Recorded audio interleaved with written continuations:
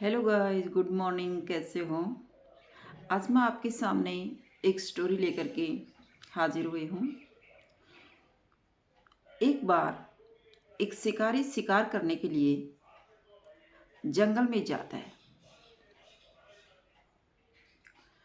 तो उसने अपने तीर पर एक जहरीला पदार्थ लगा लेता है और शिकार करता है। जैसे ही उसे जंगल में हिरन दिखाई देता है तो वह हिरन पर अपना बाण चला देता है। उसका निशाना चूक जाता है और एक पेड़ पर उसका तीर जा लगता है। तीर पर जहर लगा होने के कारण पेड़ कुछ दिन के बाद धीरे धीरे सूखने लगता है और उस पेड़ पर हजारों तोते रहते थे। पेड़ हरा भरा था, बहुत बड़ा पेड़ था, तो तोतों का आश्रय था। काफी संख्या में तोते उस पर रहते थे।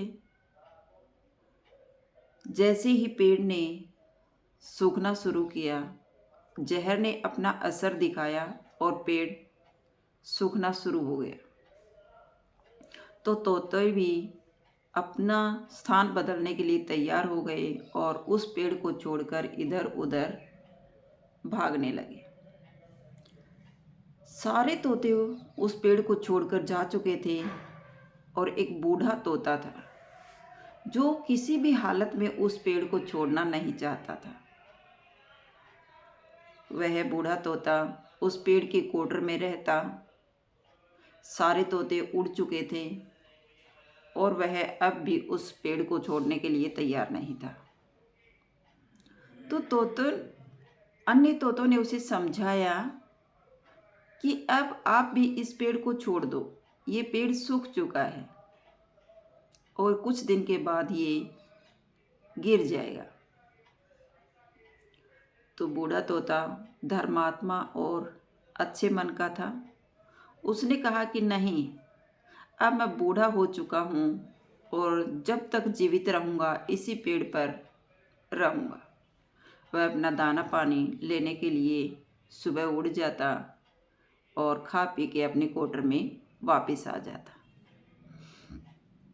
तो यह सब तोते देखते और उसे समझाने के लिए आते कि आप भी हमारे साथ, हरे भरे पेड़ और भी हैं जंगल में, वहाँ चलो। लेकिन तोते ने कहा कि नहीं, मैं यहीं ठीक हूँ। उस सूखे पेड़ पर अकेला बूढ़ा तोता रहता अपने कोटर में। तो धीरे धीरे ये बात सभी तोतों में फैल गई कि वह बूढ़ा तोता उस पेड़ को छोड़ने के लिए तैयार नहीं है। तो ये बात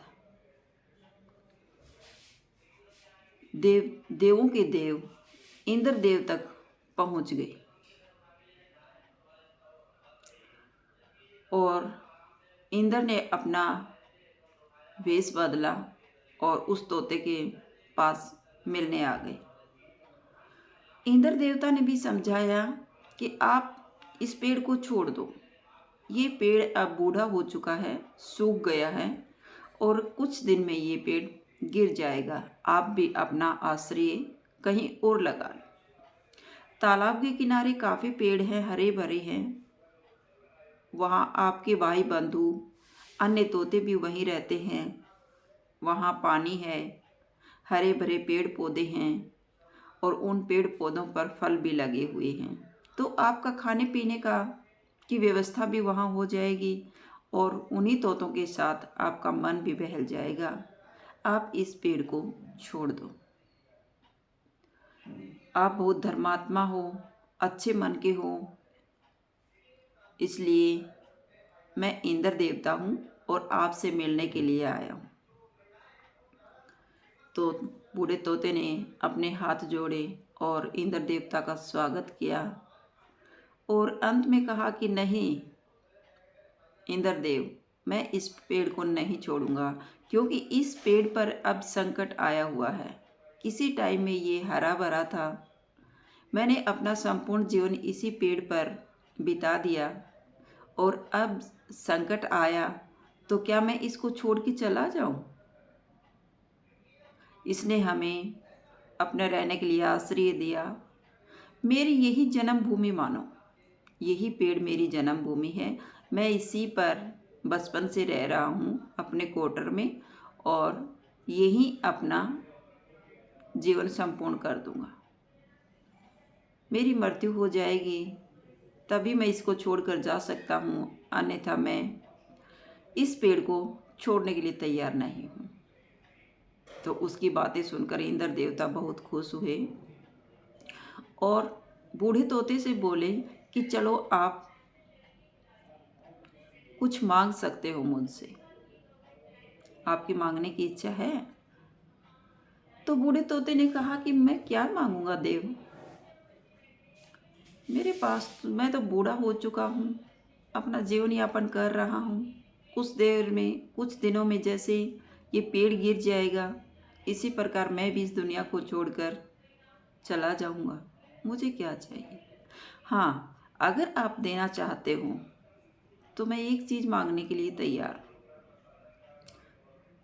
तो इंद्र देवता ने कहा कि आप बहुत धर्मात्मा हैं, इसलिए आप जो भी मांगोगे मैं देने के लिए तैयार हूँ।